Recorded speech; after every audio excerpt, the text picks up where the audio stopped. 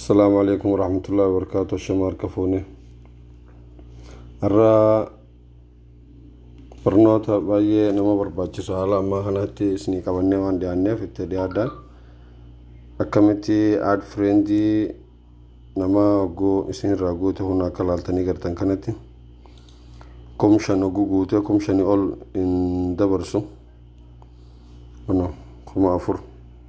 kuma 5 oguu guute sanii ol isinin fidu akkamitti flow godhuu dandeessanii huna ma hiya kalaaltanii gartan kanatti akkuma keessanii gari flow hin qabu huna oguu as tuutanii huna nixibii sadeen kana tuutanii akkatan oguu tuutanii lama dammaasii akkatan dhifamu huna as tuutanii fiyus as wakayattu hana tuutan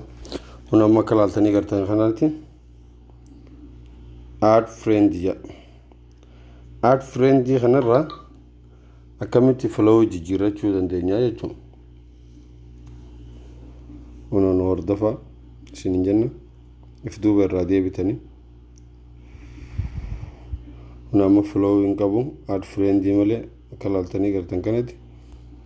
if duuba irraa deebitanii ol deemtanii as tuutanii jechuun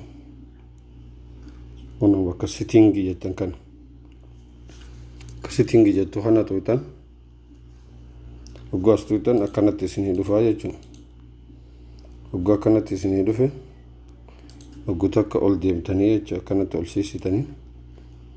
amma huna kana tuutanii jechuun profess sitting bakka jettu kana tuutanii jechuun as oguu kana tuutan akkana isinii fidan ol siisitan huna as tuutan ammas who can send your friend request bakka jettu kana tuutan as oguu tuutan akkanatti isinii bahaa jechuun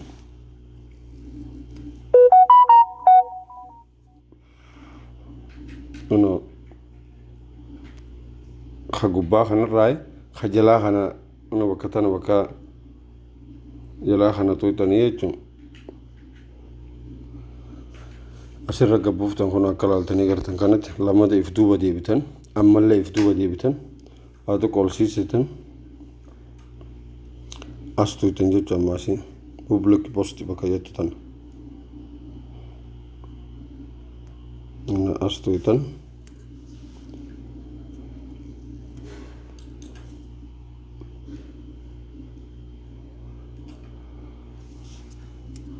ifama networkii daddabaadha saniifi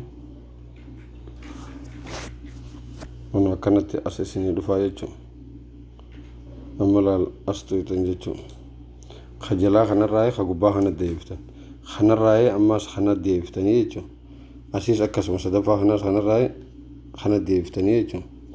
huna akka laaltanii gartan kana friend irraa public huna friend irraa public gootan friend irraa public gootan asillee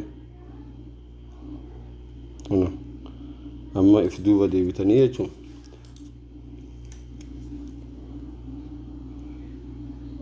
ammallee if duuba deebitan amma facebook keessanii deebitanii jechuun huna amma akka laaltanii gartan kanatti